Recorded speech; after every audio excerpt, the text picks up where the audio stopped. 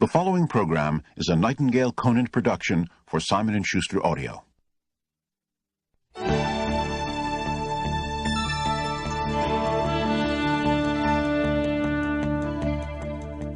You're talking about motivation, that's it, and that's what I'm going to be talking about is motivation. West Texas rancher had a coming out party for his daughter. Now, this was one of those real rich Texans. I mean, thousands of acres of land, tens of thousands of head of cattle, dozens of producing oil wells. I mean, a great big house and an Olympic-sized swimming pool. Now, this coming out party for his daughter, us salespeople refer to that as group prospecting. I mean, he wanted to have a look of all of the fine young men in West Texas, so they came in from 100 miles away.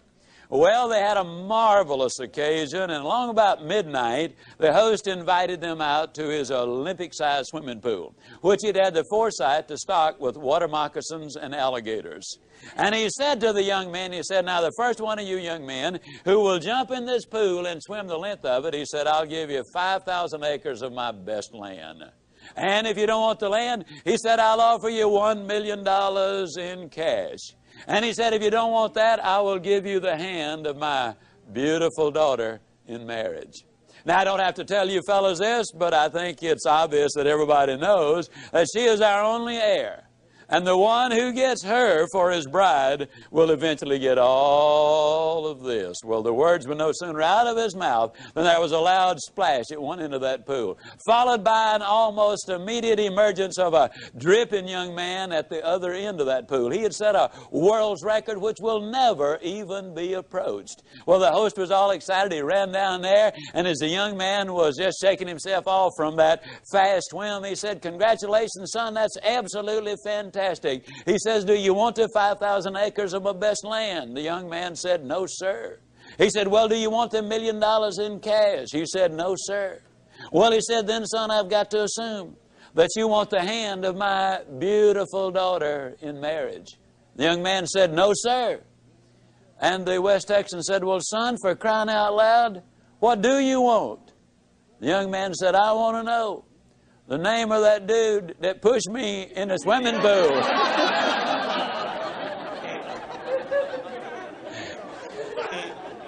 Now, I think we'll all agree that he was motivated. But I think we'll also agree that most people are confused about motivation. One of the favorite questions the media often ask me is, Mr. Ziglar, now you're going to do this 4-hour seminar. Yep, that's right. And you're going to get the people all motivated. I said, I sure hope so. That's what management brings me in for. Well, let me ask you a question, Mr. Ziglar. Where will these people be a month from now, 6 months from now? In other words, Mr. Ziglar, tell me, is motivation permanent? Well, I got to look at you folks and say, no, motivation is not permanent. But then neither is bathing. But that doesn't mean I don't approve of bathing. As a matter of fact, I strongly encourage it.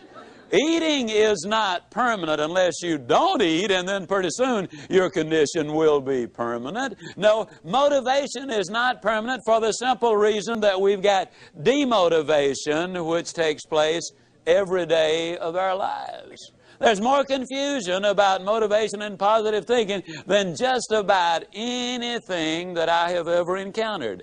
I believe in this presentation, though, we're going to be able to clarify much of that for your benefit, and more importantly, share with you how you can keep the motivation and the positive thinking going. Positive thinking won't let you do anything. I get so annoyed when I hear some people enthusiastically stand up and say, man, with positive thinking, you can just do anything. Just believe it, and man, think about it positive enough, you can do it. I believe that's ridiculous. See, I'm 60 years old. I don't care how positive I got. I could not whip a boxing champion. I don't care how positive I got. I could not play football in the NFL or the basketball in the NBA. I don't care how positive I got. I couldn't perform major surgery on you and have you live. Nor could I give you a lecture on nuclear physics. Positive thinking won't let you do anything, but it will let you do everything better than negative thinking will. Now, I know that for most busy people, getting regular exercise is about as easy as climbing Mount Kilimanjaro. But it can be done. You've just got to have a plan. You've got to set some goals, because it's just as difficult to reach a destination you don't have as it is to come back from a place you've never been. Unless you have definite, precise, clearly defined goals, you will not realize the maximum potential that lies within you. And this applies to every aspect of your life, not just to exercise. Now, here's some steps you can take towards that end. First, identify your goals, and next, set a deadline for reaching them. Make a list of obstacles you have to overcome to reach your goals. Identify the people who can help you overcome those obstacles, and make a list of skills you have and those you need to achieve your goals, and then develop a plan. Now, a word about goals themselves. There are 7 different kinds of goals. There are physical, financial, spiritual, career, family, mental, and social. And these 7 types of goals share several characteristics. First, to be effective, they must effect change. We must have some big goals, because thinking big creates the excitement necessary for accomplishment. Second, you must have some long-range goals so that short-range frustrations don't stop you in your tracks. Occasionally, circumstances do arise that are beyond your control, and oftentimes obstacles such as market changes, sickness, accidents, or family problems can be pretty intimidating. But by keeping your eye on the prize, you will find that the excitement of winning that prize will carry you through the tough times. Third, if you don't have daily objectives, you qualify as a dreamer and not as a doer. Dreamers are fine, provided they build foundations under their dreams by working daily towards them. Often, the difference between the great and the near great is the awareness that making it big means working every day towards our long-range objectives. And 4, your goals must be specific, not vague or general. If you want a new home, for example, know every detail of that house. How many square feet, number of rooms and bathrooms, the shape of the living room, the type and kind of lot, its location. If it's a car you're dreaming about, picture the make, the model, the color, and every option you want it to have. You see, if you want to reach your goal, you must see it, be able to smell, to touch, and to taste it. Know how it looks and what it feels like in your own mind. Before you can reach that goal, you see, it is true that whether you think you can or think you can't, you are generally right.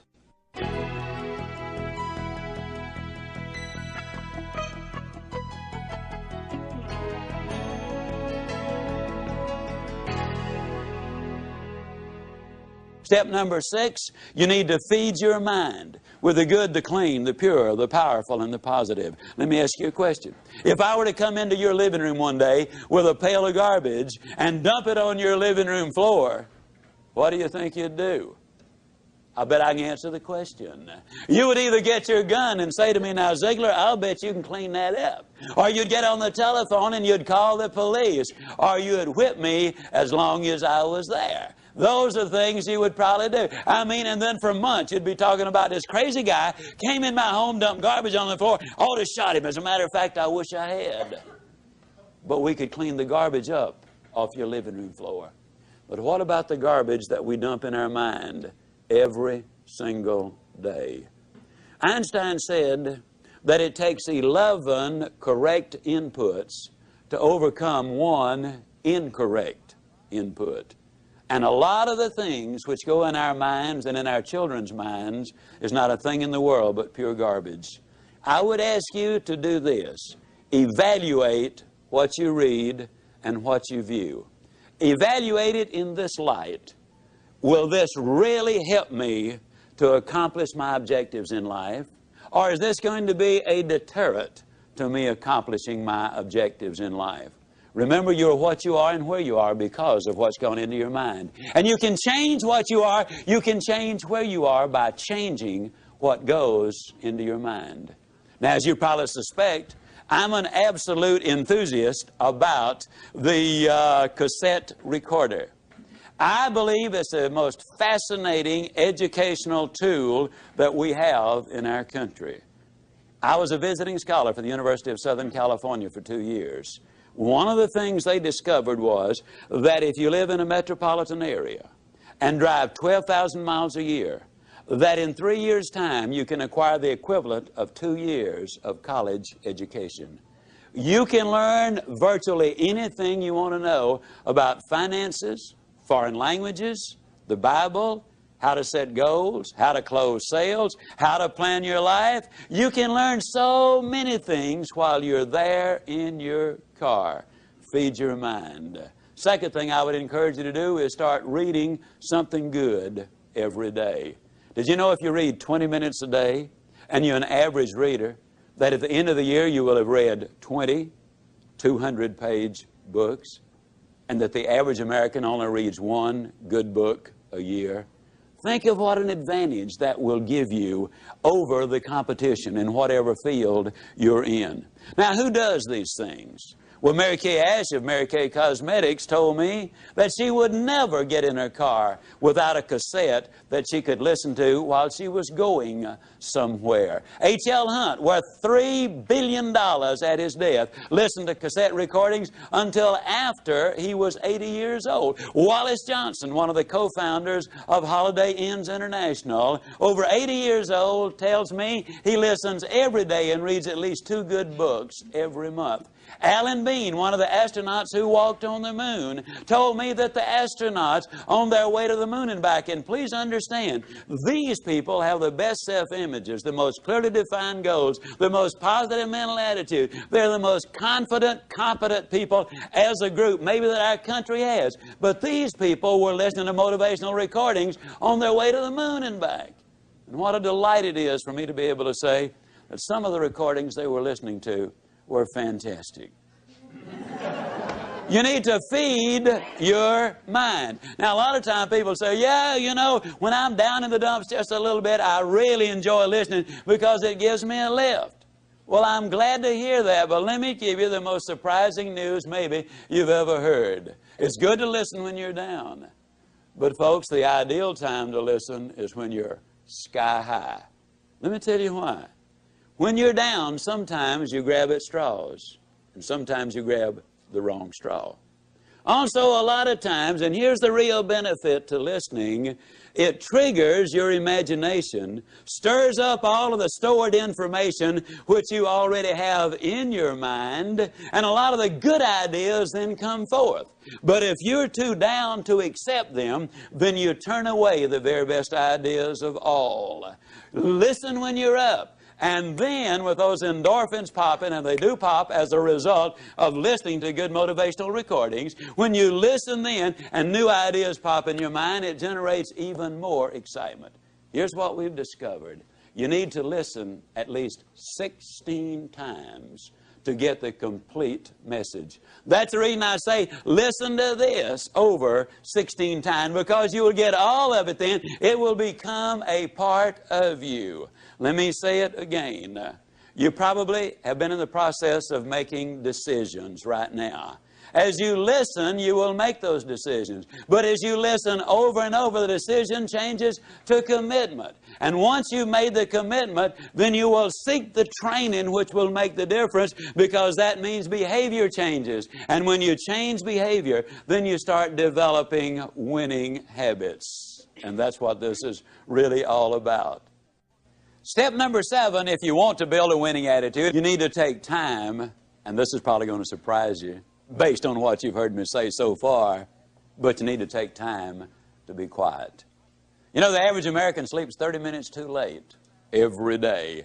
And when that opportunity clock does sound off, they hit the floor, I mean, in a dead run. They scoot past the kiddies' room on the way to the kitchen. They bang on the door, and they say, "Get up, kids, we got to go to school." And I don't have to tell you again, we were late yesterday morning. Don't want it to happen again. And they scoot on back to the kitchen. They plug in the coffee maker in the toaster. And on the way back by the kids' room, they bang again. Now, what I tell you, not going to have to tell you again. They scoot in, they get dressed real fast. You know, they shave and apply their makeup. And by then, the kids are up. They rustle them into the den, and they set a bowl of cereal in front of them, turn the television set on, running their mind and their body all at the same time. They gulp their breakfast down, they hop in their car, and woe be to that person who dares to pull in on them when they've got the traffic jump on them. I mean, it will be too bad for them if they do. They hustle down, they drop their kids out, they rush on down to their work, and they're busy all day, and in the evening they come home and repeat that process, and by the time they get ready for bed, after watching 3.5 hours of television, they are exhausted. You know what we need to do, folks? We need to take time to be quiet. You need to do it at least 4 or 5 times a week. A lot of people say, "Well, that guy keeps talking about time for this and time for that. I don't have time for all of these things." Let me tell you how you can create an extra 3 hours every day of your life, guaranteed. Get your TV guide out on Sunday afternoon and look at the shows that you really want to see that week. Over 70% of all of the time spent watching television, you're watching things you have no interest in watching. Let me encourage you to do this. Take a slow, lazy, drifting, absolutely meaningless walk. Just almost go to sleep on the walk. Not an exercise walk, you need to do those too, but a very quiet walk. Pick out a place in your home where you can be absolutely quiet on occasion. If you have to get up 30 minutes earlier, that's wonderful. I don't know why, but I seem to wake up earlier in the winter months than I do in the summer months.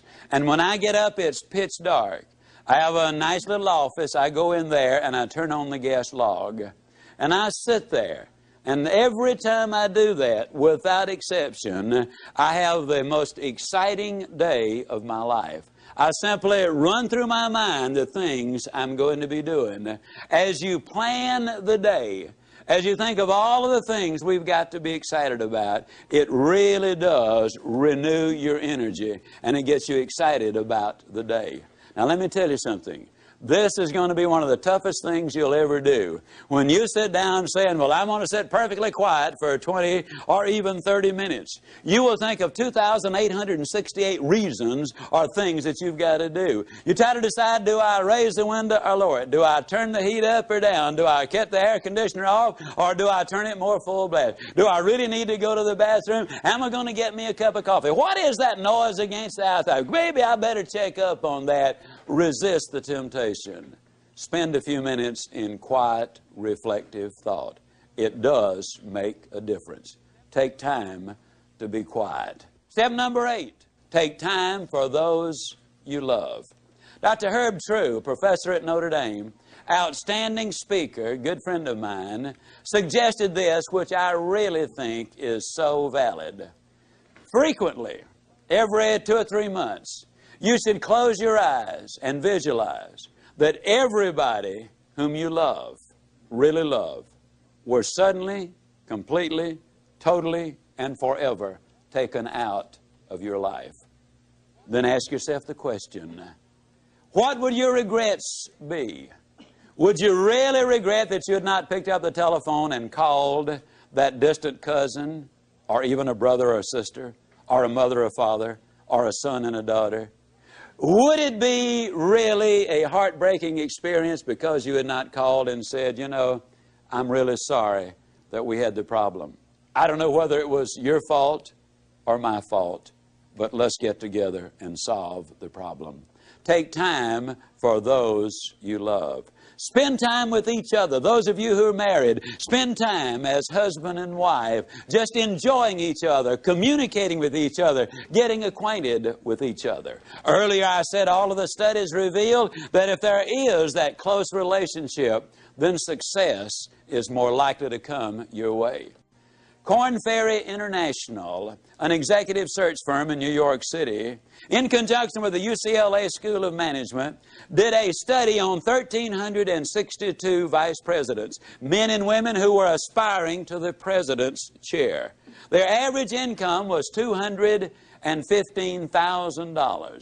They had spent an average of 15 years working for the company, and the most lucrative of them, those who had the highest paying of all the jobs, had had 2 or fewer jobs in their lifetime. They were loyal to their company. 87% of them were still married to their one and only mate. 92% of them were raised by 2-parent families. But the story has even more. They said they considered integrity the most important characteristic in their success arsenal. 100% of them said hard work was absolutely necessary. 89% of them had 2, 3, 4, or more children. 71% of them also said that if they had more time, they'd spend it with their wives. 50% said with more time, they would spend it with their children. Incidentally, the average one worked a little over 50 hours each week. So they're not working those 80 and 90 hours a week that a lot of people might think they are. And they're living a balanced life. 89% of them also were either Catholic, Jewish, or Protestant, and their faith apparently had some meaning to them. U.S. News and World Report did a study of the millionaires in America. There are now 1 million of them. They said the typical millionaire has gotten that way because he's earned his money or her money over a period of 20 to 30 years. They do work about 50 hours a week. They're still married to their high school or college sweethearts.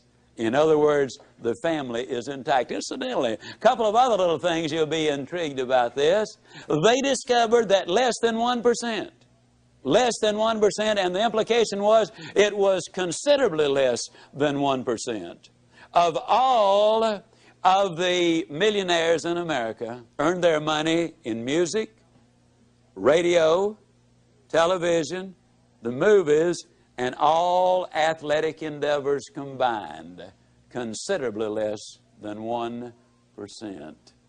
Intriguing, isn't it? Also, they discover there are far more salespeople who are millionaires than doctors. And me being a salesman, I kind of related to that one. I thought it was neat. Now, what does all of these studies really say? These studies say that if we can build that relationship with those we love. Now, your family might simply be mother and daughter. It might be father and son. It might be husband and wife. It might be brother and sister. But you know who you're close to. The better you get along with the ones you love, the more likely you are to be successful in whatever else it is you do. Now, what do these steps involve? Let's do a very quick review of them. Those 8 steps, number 1, we decided we would not judge the day by the weather. Number 2, we'd learn to look for the good in every situation and every person. Number 3, we would greet people properly, whether it was on the telephone or in person. Number 4, we would identify the go-lights of life for what they really are. Number 5, we would take care of our physical body. Number 6, we would daily feed our mind with the good and the clean and the pure and the powerful and the positive. And number 7, we would take time to be quiet, to recharge our batteries. And number 8, we would spend time with those we love. Now let me give you a little warning. When you start doing the things we're talking about, when you start talking about go-lights and warms and strong ends, when you start talking about super good but I'll get better, when you start talking about outstanding but I'm improving, there will be some who will criticize you. You can count on it. But let me tell you this, since the beginning of time, nobody has ever erected a statue to a critic. So obviously, they're not held in such high esteem. I might also warn you that there are some people who will laugh at you. But let me remind you that the little world laughed, but the big world gathered on the banks of the Hudson when Robert Fulton went steaming by. The little world laughed, but the big world was at Kitty Hawk when the Wright brothers made that historic flight. The little world laughed, but the big world was tuned in when Alexander Graham Bell made that phone call that open the lines of communication which are so important today. The little world might laugh as you set out on your objective. But let me point this out. The big world is going to be right there at the finish line, cheering you across. Let me also emphasize that what you get by reaching the destinations you set in life, what you get is not nearly so important as what you will become by reaching your destination. You see, you'll become the winner you were born to be. Buy these ideas. Do these things. Take these steps. Follow these procedures, because if you do, I can close by saying, do these things and I definitely will see you. And yes, I do mean you at the top.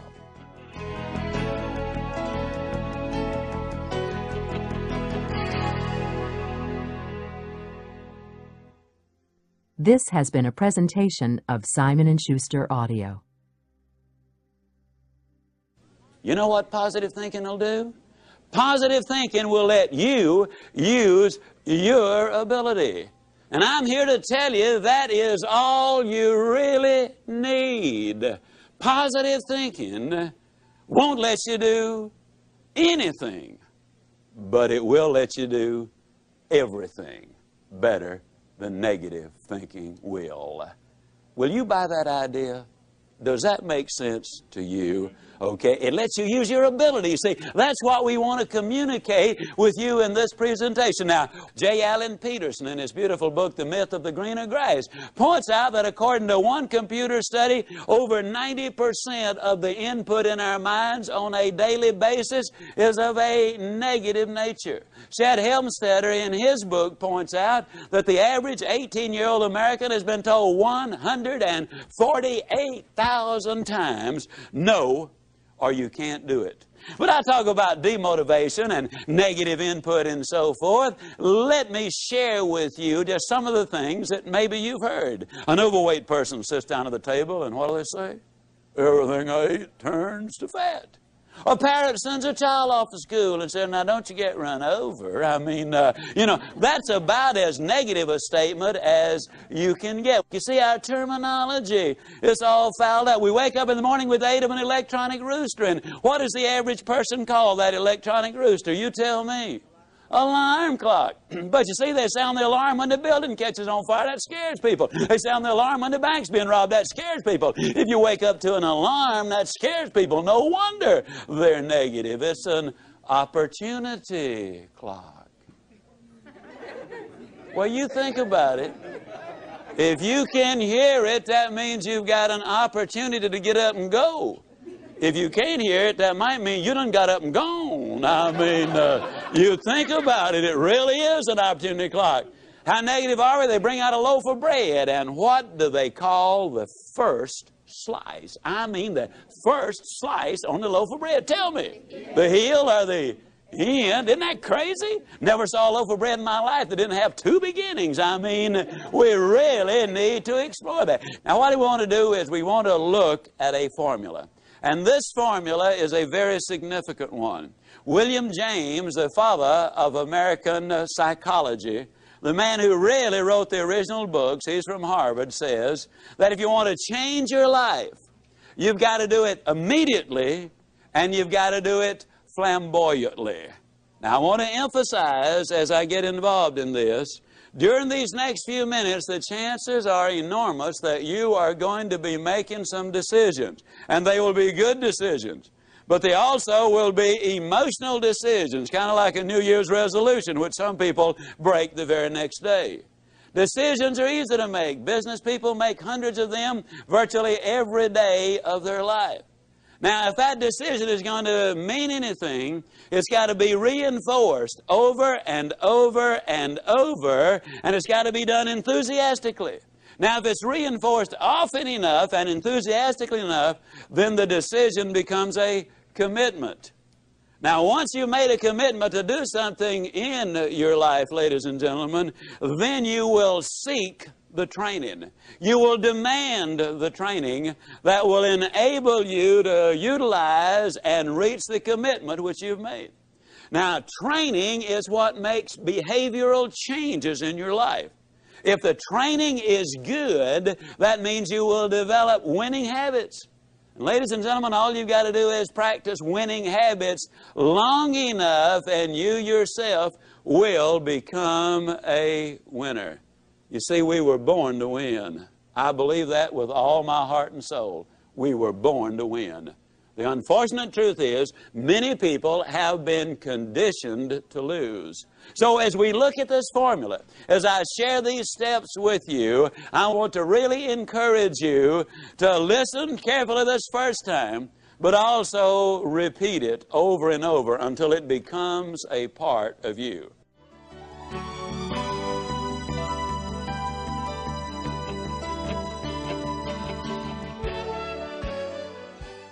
To break a bad habit, smoking, drinking, habitual lateness, being overweight, whatever, the first and most important thing you must do is decide that you really want to change. That is a decision you and only you can make.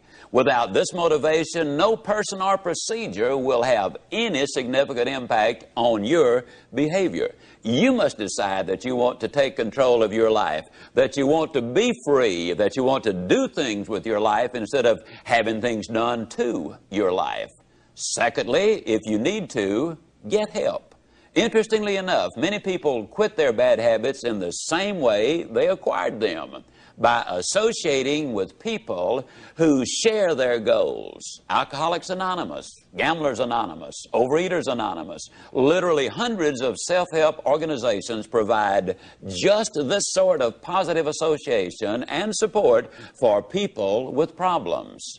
Thirdly, try substitution. There is really no such thing as eliminating a habit. You simply substitute a good one for a bad one. The psychologists say that it's important to have a new activity or habit to fill the void when you start shedding old habits. In place of eating, you might try jogging. Instead of drinking, you might try talking. In place of smoking, substitute writing. In other words, don't be unwise in your habits, but rather aspire to maturity and wisdom and keep your mind well and emotions focused on positive ideas. Step number 4.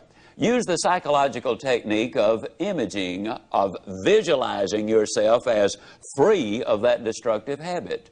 Picture yourself as doing something else, something positive, something winning. And a final suggestion.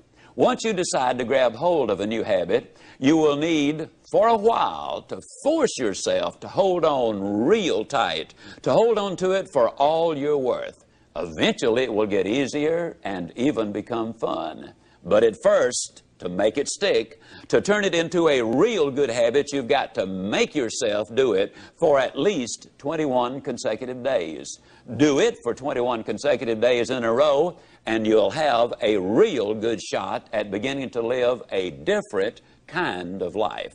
You might just become a happier, more motivated, excited, and enthusiastic person.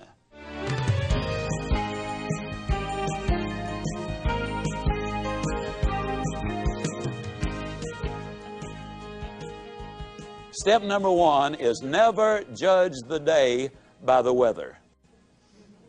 Now that sounds like a very simple thing, but suppose the weather is miserable. Does that mean you're going to decide to have a miserable day?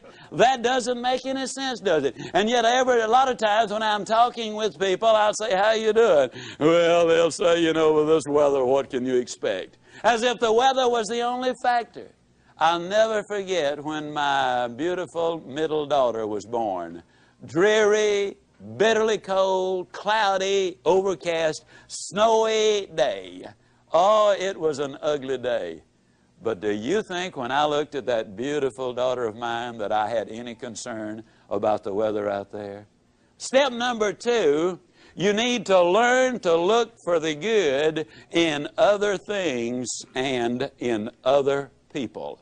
Now that's very, very important. Forbes magazine had a most intriguing article. They were talking about successful entrepreneurs. And in this article they point out that an incredibly high percentage of those entrepreneurs make their money in a new location.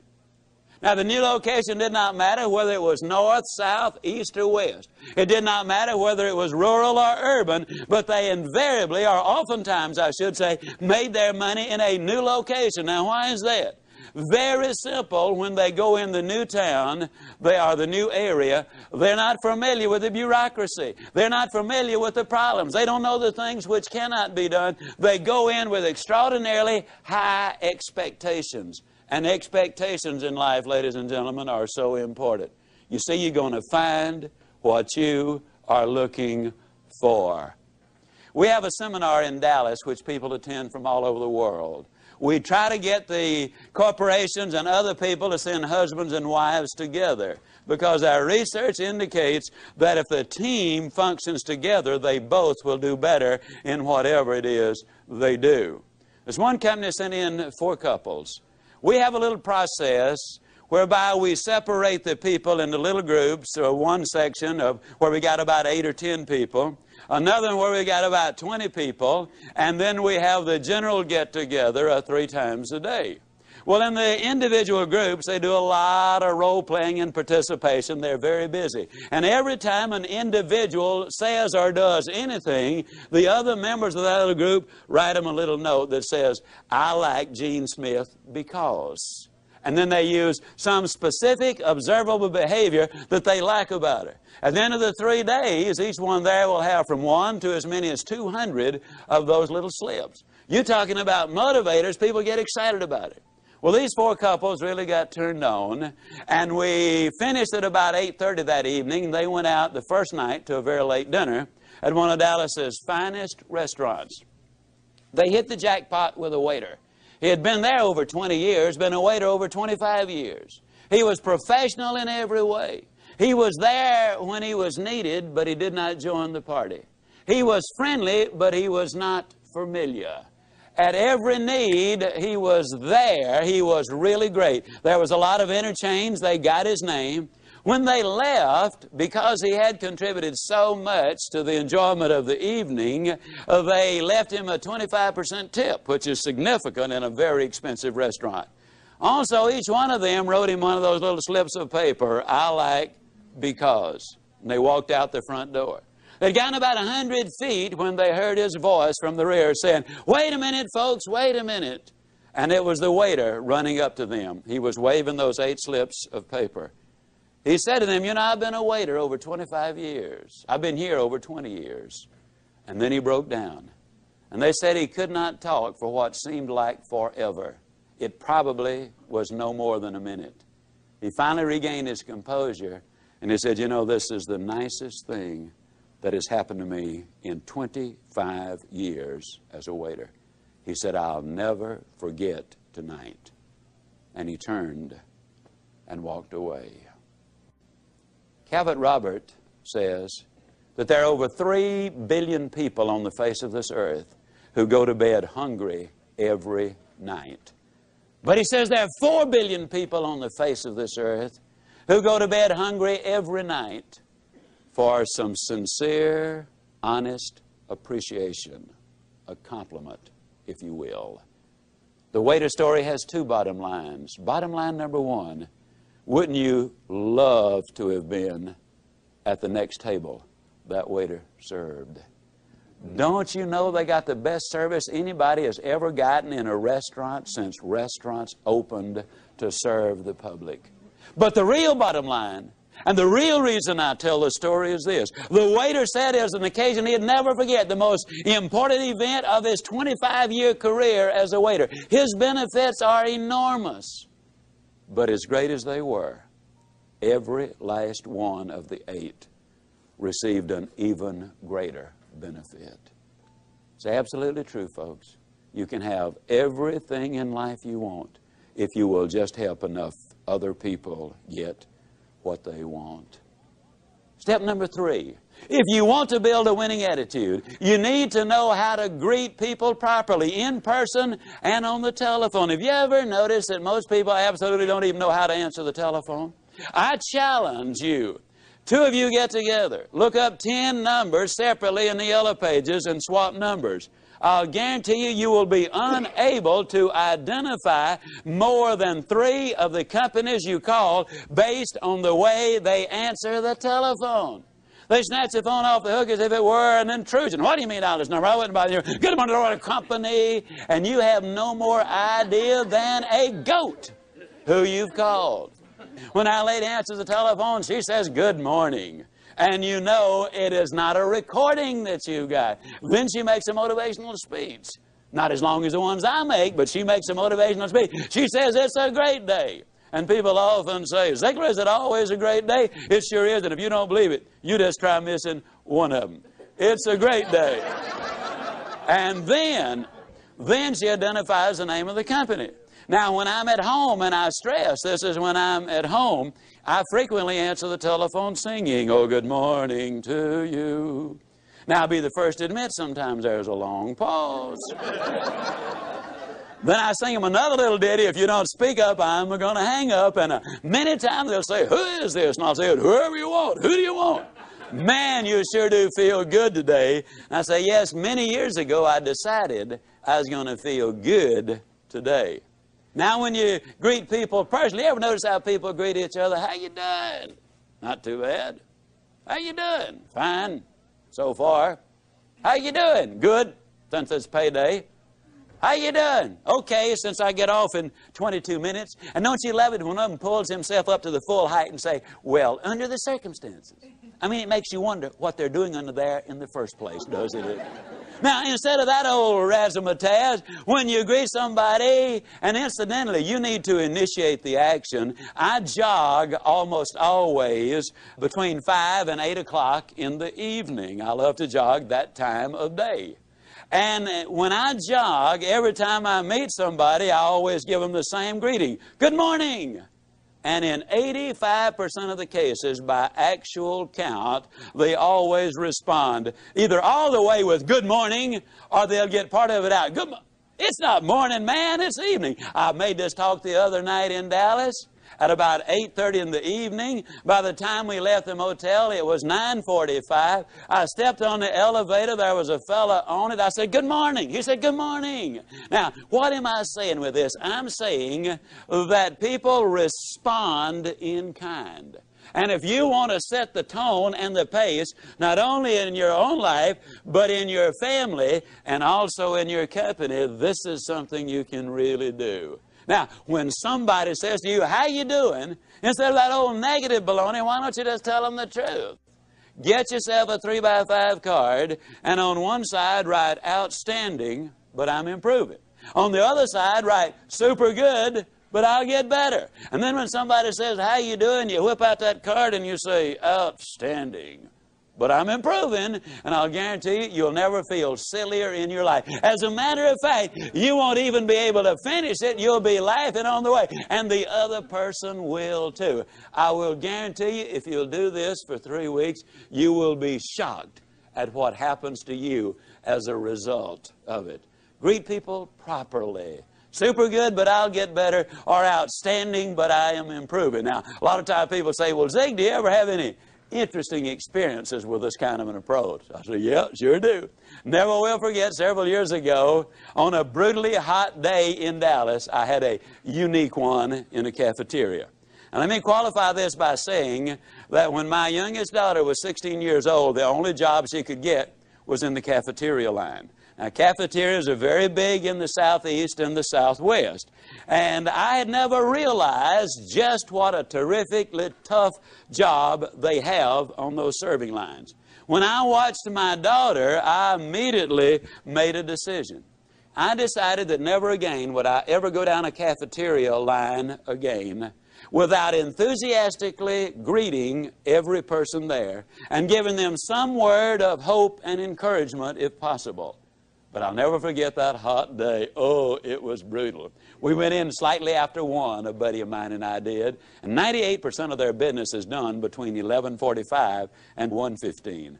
Well, there's only one other person in the line, and he was in front of us. And he apparently was from the same school I'm from, because he was saying good things to everybody. And he done good until he got to the meat department.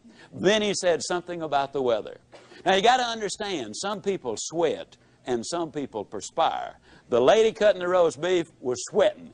And when that fellow said something about the day, she reached up, she wiped her forehead, and she slung the dirt on the floor, and she said, yes, it has been one of those days. Now, you got to understand, she wasn't talking to me. But she's talking about the only day we got. And she's talking in my town. And I've got a reputation at stake. I cannot sit idly by and let a comment like that be made right there in Dallas, Texas, and me not have something to say about it. So I put my big nose in. I said, yes, it's absolutely magnificent, isn't it? She looked at me with the coldest, most calculating eyes that I've ever seen in my life. And she said, you have been out in the sun too long.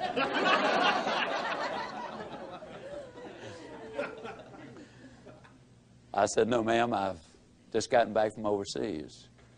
And I have seen children without any clothes to wear. And I've seen grown men and women without any food to eat. I've seen sanitary conditions which would turn your stomach to an incredible degree. I've seen poverty beyond your wildest imagination. And I look at you and you're young and you're pretty, and you're healthy, and you're working. And I know that if you really buy in to the American free enterprise system and give this job which you've got absolutely everything you've got, I know that you can move right up in this company because I'm familiar with this company. And I know that someday you can manage this restaurant or another one like it. And who knows if you really buy into the American dream, but what someday some investors might look at you and decide they wanted you to become a part owner in the enterprise. Personally, I thought it was a magnificent, off-the-cuff, impromptu speech. And I knew that she was grateful for it. I knew that she was especially grateful for the fact that I'd taken my valuable time and given her these priceless insights which were going to make a difference in her life. And I knew she wanted to thank me for doing it, but for fear she might have missed her cues, I decided to give her a little lead-in. I said, now you feel lots better, don't you? She looked at me with even more disgust and said, you are sick.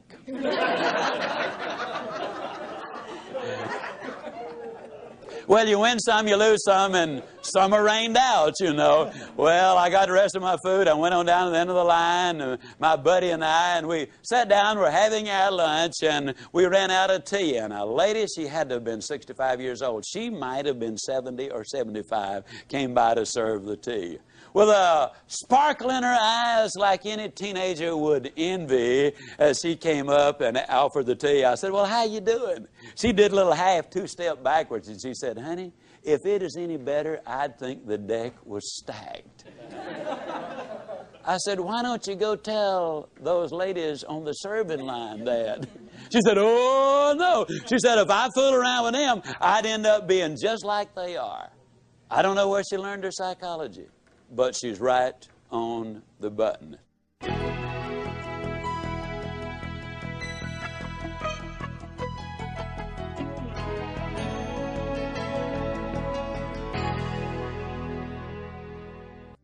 When I say it's important to greet people enthusiastically, I'm really talking about having the right attitude, being positive and upbeat. Having the right mental attitude is one thing most professionals agree on because it is the main reason for the success of any project. In short, your attitude is more important than your aptitude. Now, here's where you come in. You can alter your life by altering your attitude. You are not stuck with the attitude you have. Good, bad, or indifferent, your attitude can be changed. So, how do you get up when you're down? Well, first, you recognize when you are down. Ask yourself, do I feel really down? Do I resist change? Am I negative when others are trying to be positive? Am I a put-down artist? Would I rather say no than yes? Second, understand that there are seldom, if ever, any hopeless situations. Only people who lose hope in the face of some situations. Third, know that the condition is temporary and can be changed. Fourth, you schedule your downtime. Set a time limit on how long you plan to stay down. A couple of hours for minor things, maybe a few days, even a week for the bigger disappointments in life. In any case, know which day will be your get up and go up day, and get up and go. And fifth, try this new motto on for size. Go with the flow. When your boss tells you to do something, do it with style and with a smile. Instead of making excuses when a friend compliments you, just smile and say, thank you, instead of putting yourself down. Remember, attitude, like the flu, is catching, so make certain that yours is worth catching. If you wanted the flu, you'd visit someone who had the flu.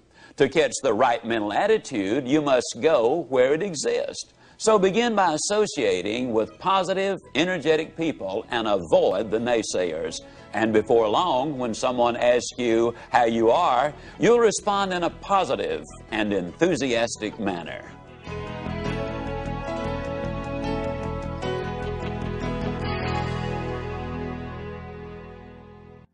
Step number 4 is you need to establish some symbols. It seems that on every street corner in every city I go in, there are some symbols. Some people call them red lights, some people call them stoplights, some people call them traffic lights. And in reality, they've all misnamed them. They are go lights, ladies and gentlemen, and they're put there for the express purpose of making traffic go. The average person spends 27 hours a year in front of those lights waiting on the right color to come along. Let me ask you a question. Have you ever been sitting there waiting on the right color to come along? You're all excited, you're all enthused, you're all motivated, you're listening to your Ziglar tapes.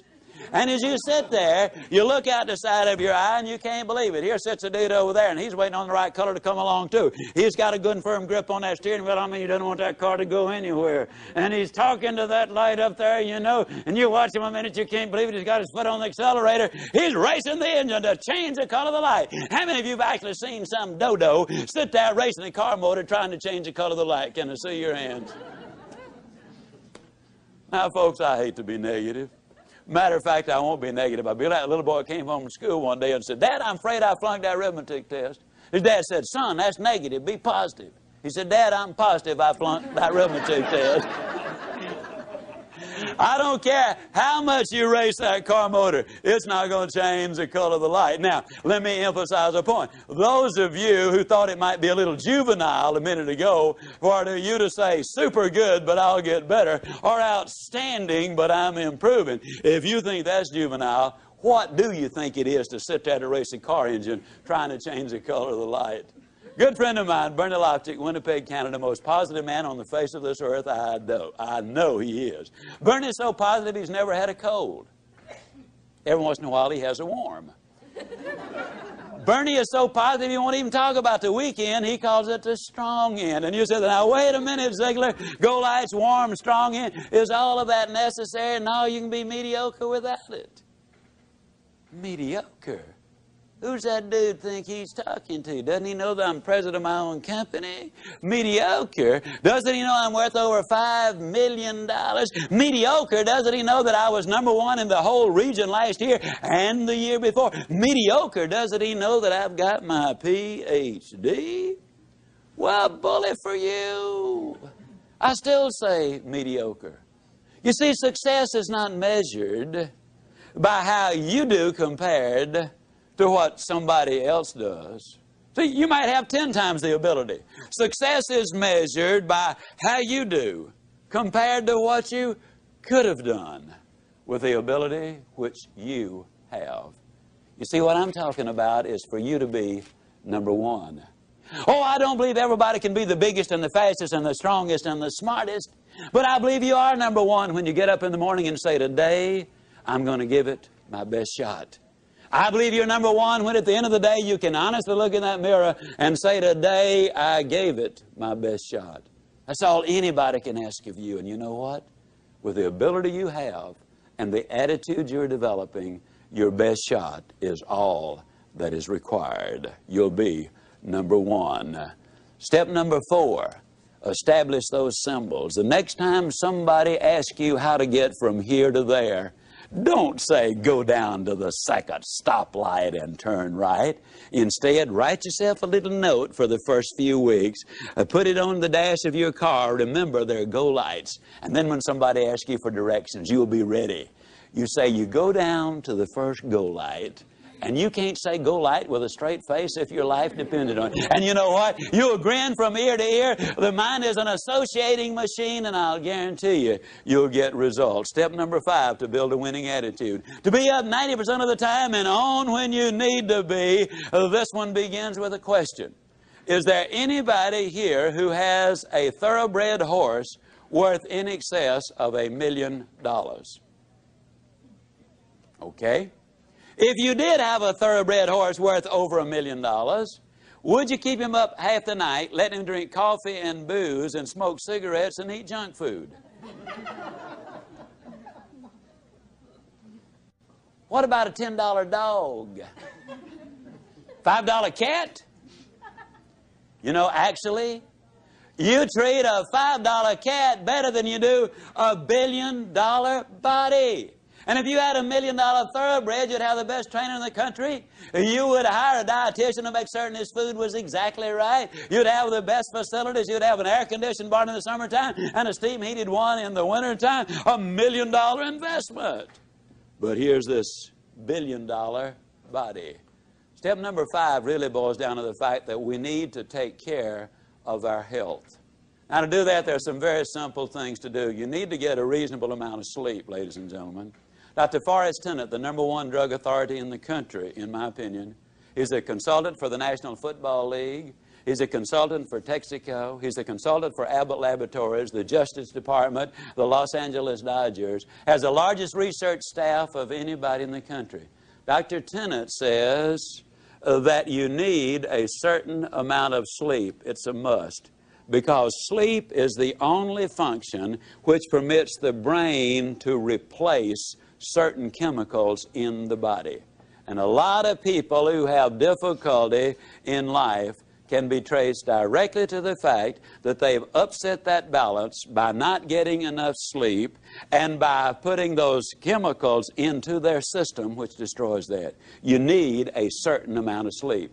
Number 2, you need to eat a well-balanced diet. Number 3, you need to get on an exercise program. I'll just point out that I got on an exercise program 15 years ago. I'm going to brag just for 1 second. In January the 5th, 1987, I went to the Cooper Clinic in Dallas for my physical. I go every 18 months. While there, I stayed on the treadmill longer than any active player in the National Football League who's been tested, and lots of them have been tested. I'm 60 years old. I have a resting heart rate of 41. I can do things today I never could have dreamed of doing when I was 25 years old.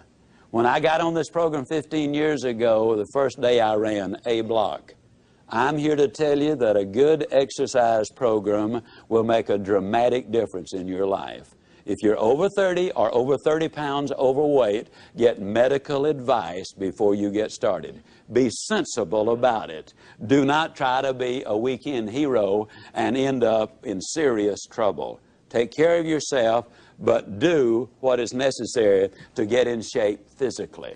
Now, a lot of people say, well, Zig, I know you're terribly busy. When do you have time to run? Well, I am so busy I don't have time not to run. That's a literal truth. You see, when you exercise, you activate the pituitary gland. The pituitary gland floods the system with endorphins. Endorphins are over 200 times more powerful than morphine. And the result is you end up on a natural chemical high. And for the next 2 to 5 hours, you're far more productive, far more creative, far more energetic. I invest that few minutes in running and get back hours as a result of it. Take time to get in shape. You need to avoid poison. I'm talking first of all about smoking cigarettes. Every time you smoke a cigarette, you have just decided to die 14 minutes earlier than you otherwise would have died. 17.2% of all the deaths in America are attributed directly to smoking cigarettes. Keep that poison out of your system. Booze, every time you take a drink, it damages and destroys brain cells. We now know that expectant mothers, even if they drink very, very, very, very moderately during pregnancy, it has an impact. Step number 5, ladies and gentlemen, you need to take care of your health.